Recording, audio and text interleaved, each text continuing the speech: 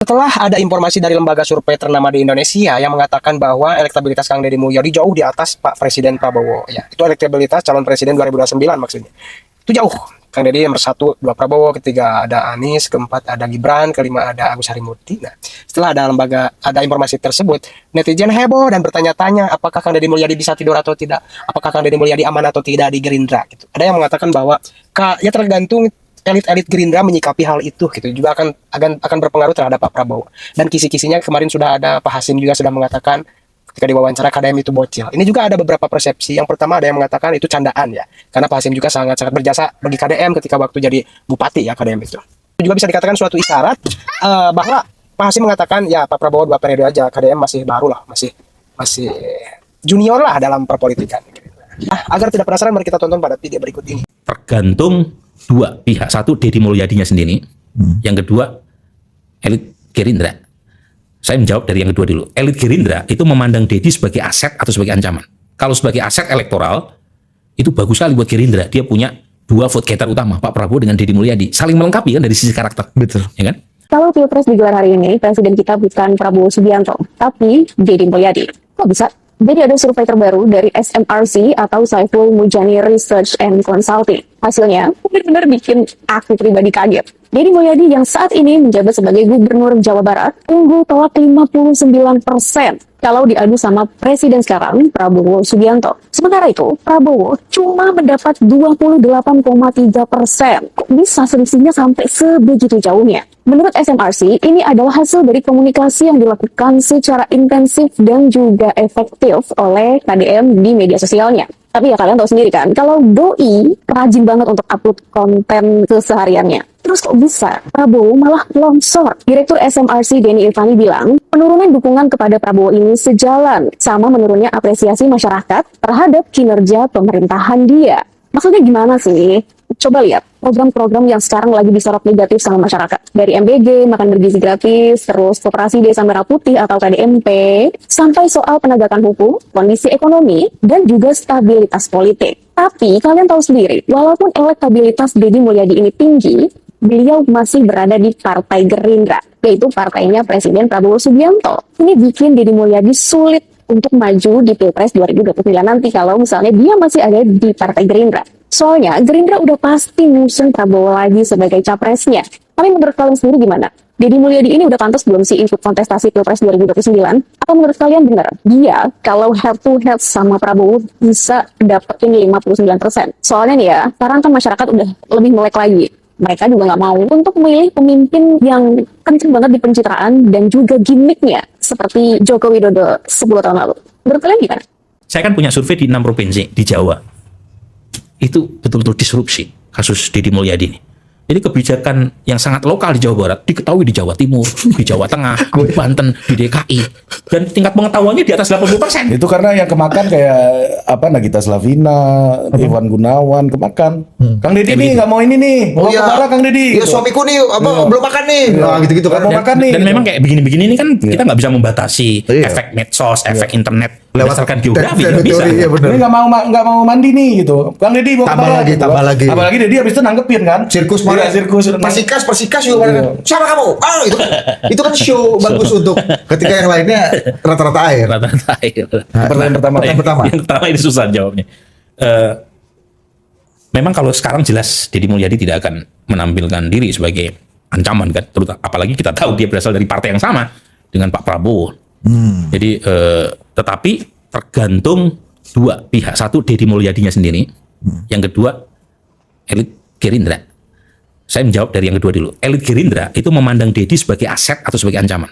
Kalau sebagai aset elektoral, itu bagus sekali buat Gerindra. Dia punya 2 vote getter utama, Pak Prabowo dengan Deddy Mulyadi. Saling melengkapi kan dari sisi karakter. Betul. Ya kan? Tetapi sampai kapan dia dianggap sebagai aset elektoral? Tergantung yang pertama. Yaitu apakah Deddy Mulyadi itu sami'na wa ta'na atau tidak dengan garis partai yang mencapreskan Pak Prabowo untuk 2029. Karena secara survei elektoral mungkin saja Deddy Mulyadi akan merangsek terus ke atas. Mungkin saja dengan pola kayak begini. Kayak dulu Pak Jokowi. Ya kalau dari sisi elektoral seperti itu, approval rating biasanya punya impact kepada elektabilitas. Dan kalau dia diketahui rekam jejaknya sebagai gubernur di wilayah lain di Jawa, siapa yang menjamin pengaruhnya tidak melebar ke luar Jawa juga? Tapi saya setuju sama Prof. Burhan tadi, pada akhirnya ini soal point of view dari elit Gerindra mau nganggap aset Iya, atau atau ancaman. liability, betul. Nah, tetapi kalau dia dianggap sebagai ancaman atau aset, itu kan lagi-lagi tergantung oleh sikap Dedinya. Dedi. Dedinya Iya. masih tegak lurus nggak? Atau mengentertain dukungan tepuk tangan ini kan Dan untuk jangan lupa pemilu kita kan sangat tergantung oleh elektabilitas personal. Nah, kalaupun toh misalnya Gerindra tidak memberi kesempatan buat Dedi sebagai pendamping Pak Prabowo 2029, siapa yang menjamin partai lain tidak menawari atau menggoda Deddy Mulyadi untuk menyediakan tiket di saat MK sudah meniadakan presidensial threshold? Jadi memang makin-makin ya. makin ini karena presidensial Pucuk threshold dicinta ulang ditiadakan. tiba ini, Prof. Jangan lupa ditiadakan itu bukan hanya partai yang lolos PT, partai sebagai peserta pemilu boleh menominasikan capres dan cawapres.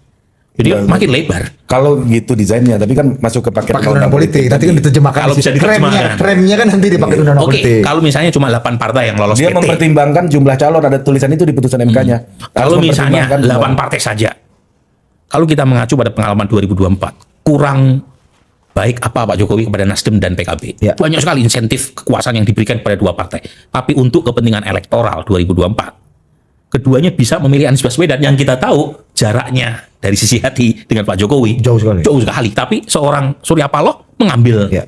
putusan itu. Dan membuat kompetisi pilpres kemarin menurutku asik sekali. Asik. 3 calon yang punya masing-masing Betul. style dan ini yang berbeda dan saling melengkapi lah. menurutku. Nah, itu artinya Harusnya jadi saya nggak bisa semua. menjawab sekarang karena masih Ya.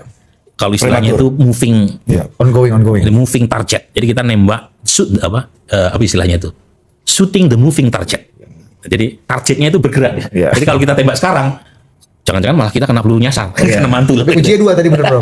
Satu elit Gerindra, Elit Gerindra. anggap ini aset apa ancaman, dan Kang Deddy Kang sendiri. Dedinya sendiri. Mengentertain apa enggak tepuk tangannya? Kali-kali undang aja keduanya dalam satu forum yang sama di sini. Cocok juga kalau kita lanjutkan lagi nih, kita dibawa ke barak militer. bisa tinggalkan Golkar, apa yang buat dia tidak bisa tinggalkan Gerindra? Masalahnya ada yang orang Gerindra sendiri. Nah, itu masalahnya. Golkar yang membesarkannya itu bisa tinggalkan. Kalau Jokowi bisa meninggalkan Ibu Mega yang membesarkannya, politik itu kayak gitu aja di Indonesia. Jadi bisa aja KDM ke depan ini bisa jalan dengan Pak Prabowo. Mari mulai diadu-adukeun. Kemarin KDM diadu dombakeun jeung Prabowo. Ayeuna KDM diadu dombakeun jeung Gerindra supaya KDM jeung Prabowo pecah, jeung Gerindra pecah. Akhirnya nanti dibuat seolah-olah Kang Deddy Mulyadi adalah orang yang berkhianat, yang tidak tahu balas budi. Padahal 2029 masih lama. Itu pun kan kita nggak tahu apakah Kang Deddy Mulyadi ini mencalonkan sebagai presiden atau mencalonkan kembali jadi gubernur Jawa Barat 2 periode. Yang jelas untuk saat ini belum ada sepatah kata pun ya dari mulut Kang Deddy Mulyadi akan mencalonkan jadi presiden Republik Indonesia di 2029 nanti. Bahkan ketika diminta maju oleh masyarakat, Kang Deddy Mulyadi masih konsisten menjawab presidennya Prabowo Subianto. Yang jelas hari ini ada upaya untuk membenturkan Kang Deddy Mulyadi dengan Prabowo Subianto, Kang Deddy Mulyadi dengan Gerindra, sehingga lawan politiknya bisa memanfaatkan momen, bisa menggoreng isu bahwa Kang Deddy Mulyadi akan mengkhianati Prabowo Subianto. KDM itu tidak akan bisa maju Pilpres 2029. Ini alasannya. Bukan karena popularitasnya, tapi ada satu hambatan politik yang hampir tidak banyak dibahas oleh orang-orang. Jadi KDM itu merupakan kader Partai Gerindra, dan ketua umumnya adalah Presiden Prabowo. Jadi apa iya KDM akan melawan ketua umum partainya sendiri? Apa iya KDM akan berkhianat kepada Presiden Prabowo? Prabowo kemungkinan akan maju lagi pada Pilpres 2029. Kalau KDM juga maju, otomatis mereka akan saling berhadapan. Karena itu menurut saya KDM tidak akan bisa menjadi calon presiden pada 2029 nanti. Kecuali nih, dia memilih keluar dari Partai Gerindra dan berhadapan dengan Presiden Prabowo. Itu artinya dia harus berkhianat. Jadi selama KDM masih di Gerindra, menurut saya peluangnya untuk maju sebagai capres 2029 itu sangat bergantung pada dinamika dan keputusan partai politiknya. Menurut kalian gimana? Apakah KDM punya peluang untuk maju sebagai capres 2029 nanti? Coba kita diskusi di kolom komentar. Jadi emang Gerindra ini memang sedang dicintai rakyat banget, Bang. Buktinya apa? Di banyak survei nomor 1, nomor 2 capres itu Gerindra, Bang. Partai juga, Bos. Terus lu nanya Ya, apa? nomor 1 Pak Prabowo. Iya. Gerindra. KDM. Nomor 2 KDM. Gerindra juga. Gak ada Andersoni kan? Belum. Abang, kalau lihat KDM bisa masuk survei kayak gitu, Abang survei nggak Bang kira-kira? Enggak lah. Ya enggak lah. Itu maksudnya suruh sebagai kader Gerindra kita enggak juga enggak. Gue nggak merhatiin ya. Tapi kalau bicara tentang apa namanya partai ID, ya seneng lah. Ya partai ID Gerindra sekarang bagus. Nah gimana caranya mempertahankan sebagai kader gitu ya? Ya tentu ya gimana caranya program-program presiden jalan. Kalau Abang lihat Pak Prabowo sama KDM ini 1-2 ini. Nggak mau lihat. Ya kalau lihat gitu ya. Kalau lihat. Hati-hati bang. Banyak ini di orang jauh darat dulu udah kaji ya. Ternyata sudah hampir 2 tahun Pak Prabowo memimpin, dan dalam 2 tahun terakhir ini ada banyak sekali kejadian yang mengakibatkan kepuasan masyarakat kepada presiden jadi turun.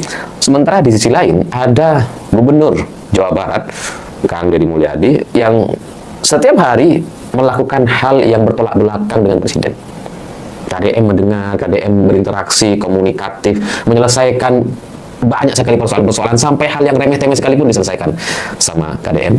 Dan elektabilitasnya bahkan dalam semi terbuka hari ini sudah mencapai 35%, jauh melampaui Pak Prabowo. Bahkan kalau diadu secara head to head antara Kang Deddy Mulyadi dengan Prabowo Subianto, hari ini, per hari ini, itu Kang Deddy Mulyadi sudah 59% dan Prabowo 28%. Artinya, kepuasan masyarakat yang menurun hari ini ya mungkin kurang lebih sama dengan elektabilitas Pak Prabowo yang juga sangat turun tajam. Karena di bulan Februari lalu, beberapa bulan yang lalu, keduanya masih cukup sengit gitu. Pak Prabowo 50%, Kang Deddy Mulyadi 42%. Sekarang sudah jauh dan kayaknya nggak akan dikejar kalau situasinya tetap seperti sekarang.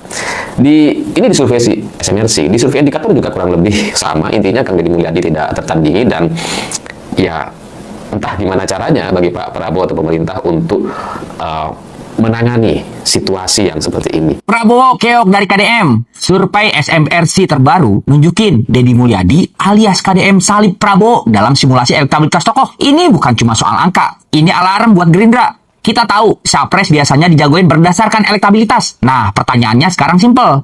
Gerindra berani nggak jagoin KDM sebagai penerus? Atau malah tetap ngotot jagoin Prabowo? Atau mungkin ada skenario lain? Sampai akhirnya KDM dilirik partai lain. Soalnya, politik itu nggak kenal kata setia. Kalau peluang menang lebih besar di tempat lain, ya apa mau dibuat? KDM sekarang punya modal elektabilitas dan popularitas yang terus dibicarain rakyat. Kalau Gerindra gagal ngamanin figur skuad itu, jangan kaget kalau partai lain datang nawarin panggung yang lebih gede. Kalau itu sampai kejadian, siapa yang rugi? Bukan cuma KDM yang pindah, tapi Gerindra juga bisa kehilangan salah satu aset politik paling potensial menuju 2029. Tapi ingat, survei bukan hasil pemilu. Elektabilitas bisa berubah seiring waktu, tergantung kinerja, dinamika politik, dan keputusan partai. Yang jelas, mulai sekarang, rakyat bakal terus lihat Gerindra bakal berani pasang KDM di barisan depan, atau justru biarin KDM itu direbut partai lain. Terima kasih sudah menonton. Jangan lupa like, subscribe, dan tekan tombol lonceng. Bye-bye.